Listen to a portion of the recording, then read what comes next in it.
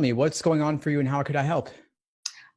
Yes, so I have a few questions, mainly logical reasoning focused and a few reading comprehension because I spent most of my time studying the logic games, and now I just kind of wrapped up the logical reasoning part in my study schedule, and I'm about to start the reading comprehension part.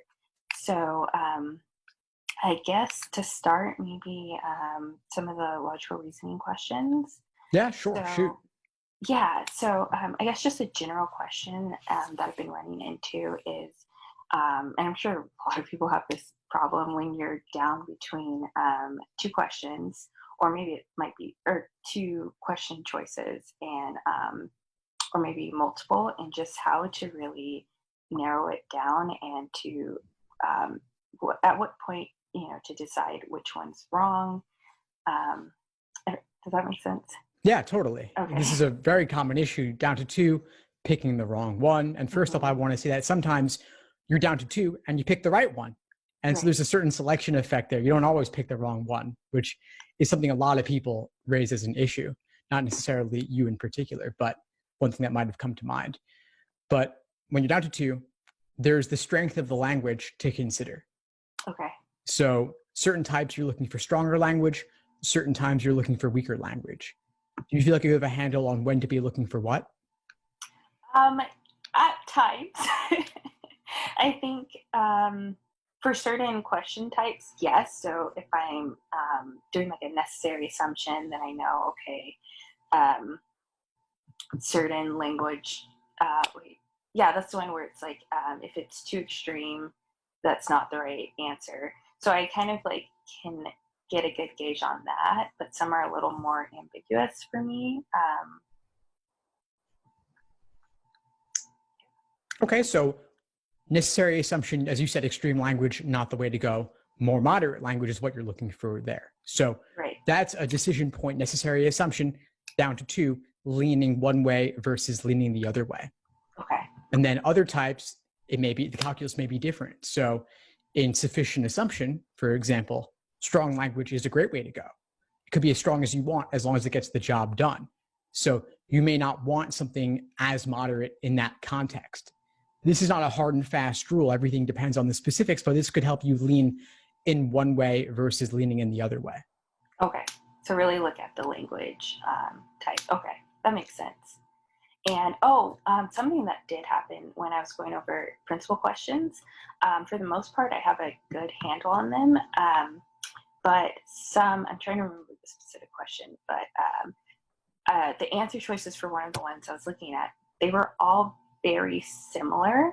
And I realized that I picked the wrong answer because the language was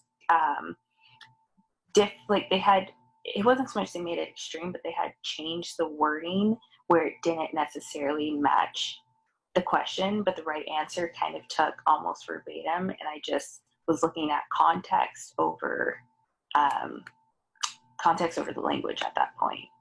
Mm-hmm. When you say context over language, what do you mean? Well, it's taking more of what I thought the answer was saying in terms of.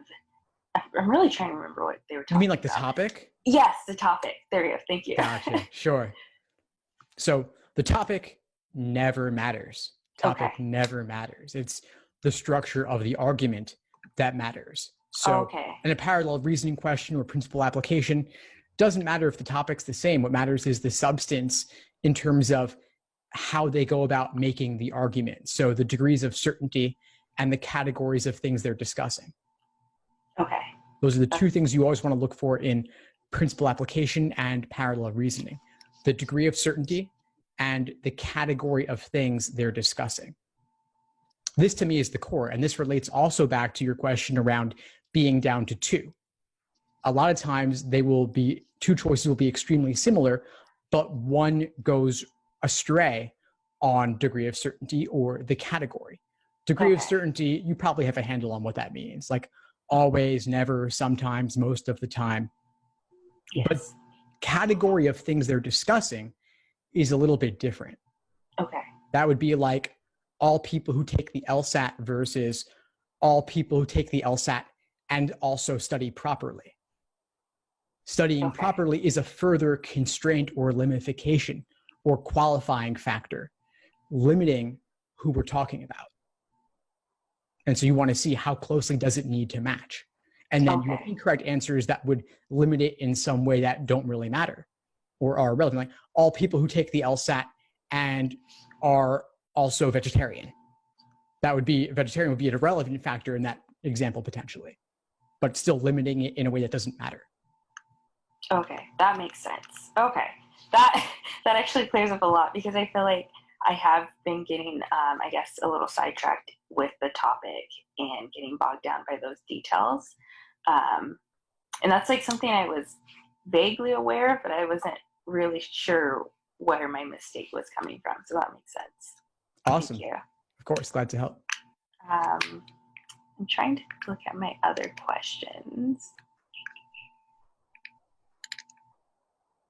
Sorry, I wrote like a list.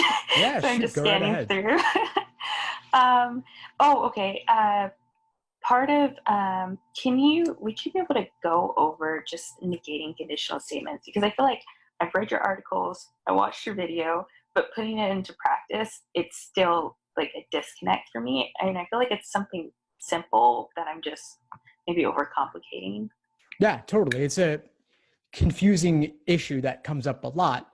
It actually is fairly straightforward to address it, but we could certainly talk through it. And the issue Okay. is that when we put things in if then, it becomes hard to know what do we convert from positive to negative. Right. So like X negated is not X, Y negated is not Y. But if X then Y, we're like, are we negating the X? Are we negating the Y? Hard to say. And so I would say translate it Okay. away from being an if then conditional. So Okay. we could say instead of if X then Y, we could say X requires Y. Okay, that makes sense. Okay. So then if we have X requires Y, the negation would be to negate the verb itself. So how might you go about that? Any ideas? Okay, negate the verb itself. Because you want it just negate, would you just go ahead and negate? You're not going to negate Y. You're going to say X does not require Y. Well, yeah, then you would be negating Y. Yeah. No, you got it. You're perfect. And I put you on the spot and you still got it, which is awesome. And I don't like to do that unless I think you can do it, but I knew you could. So you're good, of course. So X requires Y becomes X does not require Y. We negate the verb. That is the way to get the logical opposite of that statement. Okay. Okay, that makes sense. Cool. So it really can be as simple as that. So if you were drawing it out, you have X arrow Y, you're putting a slash through the arrow. That's how I would illustrate that or diagram it, even though this doesn't really come up in logic games. This is more of a logical reasoning thing. Yeah. They're also and they're also never asking you to negate something, but this could come up in, for example, necessary assumption questions if you're trying to negate all 5 choices. Okay, that actually helps a lot. Yeah, big part.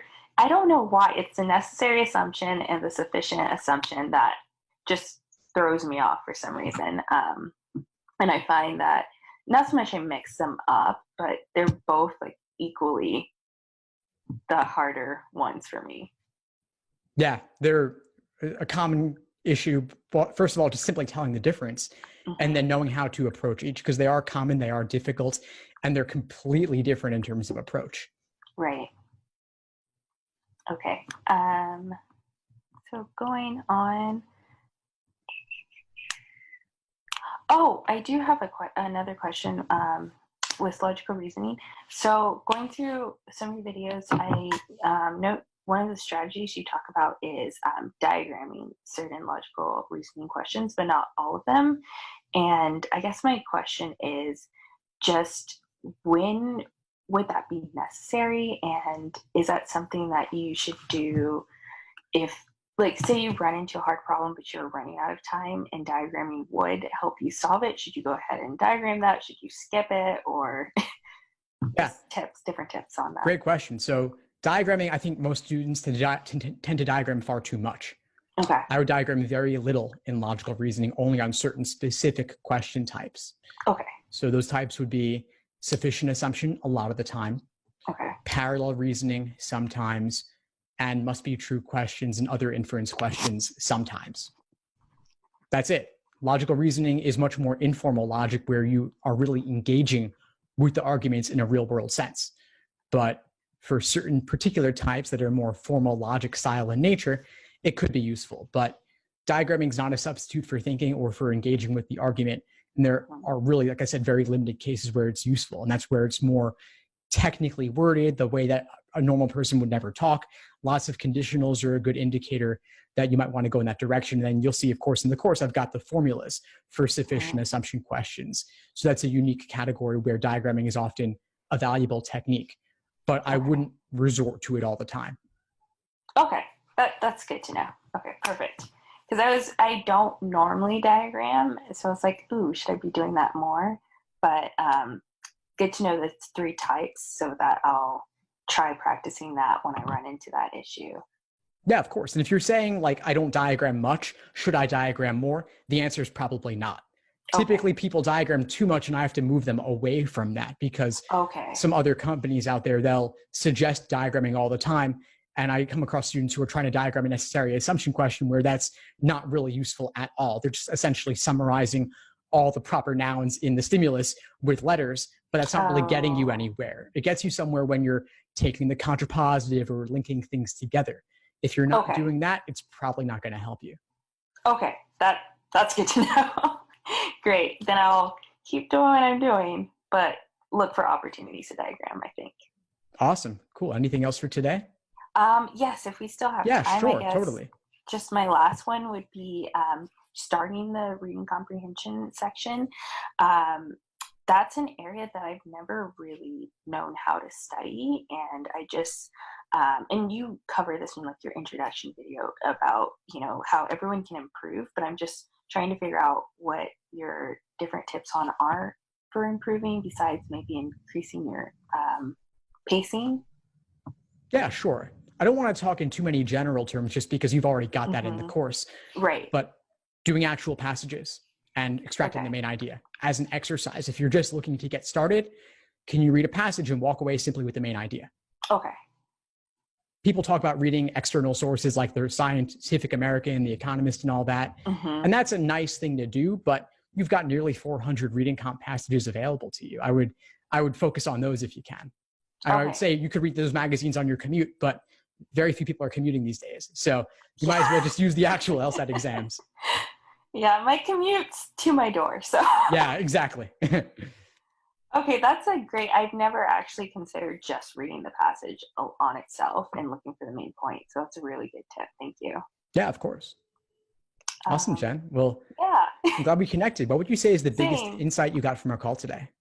Oh my goodness, so many things. I think probably for me, just the whole how to narrow down your answer choices and really not to get bogged into the topic of the question as you were talking about. And the second thing would probably be your little tip about diagramming, because that gave me peace that I don't really have to go through and diagram more. But everything you said was very helpful, and I'm definitely taking it all away. So thank you. Of course. Glad to help, Jen. Keep in touch, and I'll see you in class soon. Sounds good. Thank you. Have a great day. Thanks for tuning into the show. Please subscribe if you haven't done so already to be notified of new episodes as I release them. And feel free to reach out if you need anything at all as you move forward with your prep. I'm happy to help however I can. In the meantime, I'll wish you all the best and take care.